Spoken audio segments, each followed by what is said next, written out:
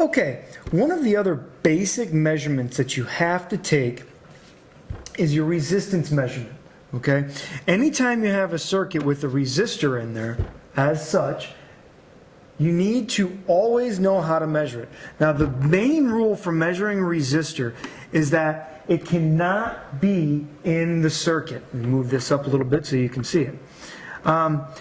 There cannot be power applied to it. That's really the main rule. You want to make sure that your power is turned off, or you have physically pulled it out of the circuit. In this case, it's just so easy. We'll simply unplug it out of the circuit. Now, when you're taking a resistance measurement, it needs to be in the same spot where you take your voltage measurements.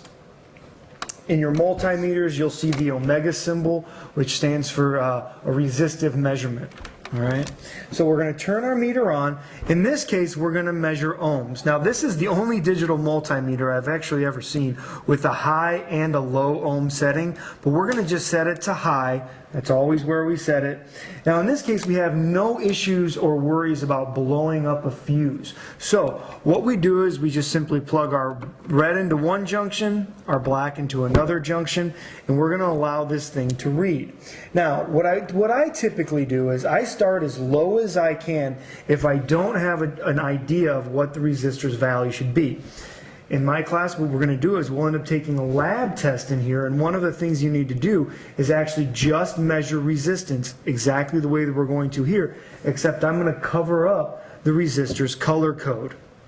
So what I'm going to do here is I want to go to my lowest range setting. Again, with your flukes, you're going to have a lot of your higher end meters, you're going to have auto ranging, where you don't have to do this, but on some of your less expensive meters and in the meter in my class, what we actually have to do is we have to set the range. So since we're assuming that we don't know what the value of the resistor is, we're going to start at its lowest setting, which is 200. Then we're going to move up one, and look at that. Now this means that it's under 2,000, or what we would call 2 kiloohms. In this case, we're at 0.472. So that's roughly 472 ohms, or in this case, how the meter is reading, 0.472 kiloohms.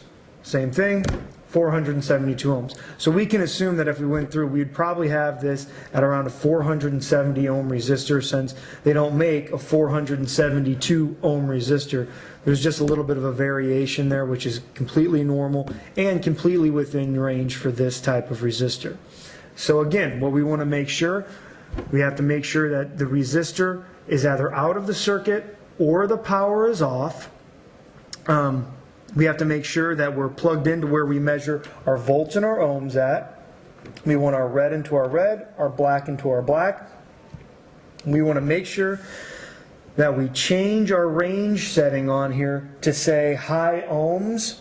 All right, I'm sorry, our function to say high ohms, so we know that's exactly where we're at. And now we're ready to put this into the circuit. We know exactly what our resistor is. All right, and this is how you do it. You always just unplug them. This will be the thing that you do at almost the beginning of every single lab after you have indicated that you know what the color code should be for a specific valued resistor.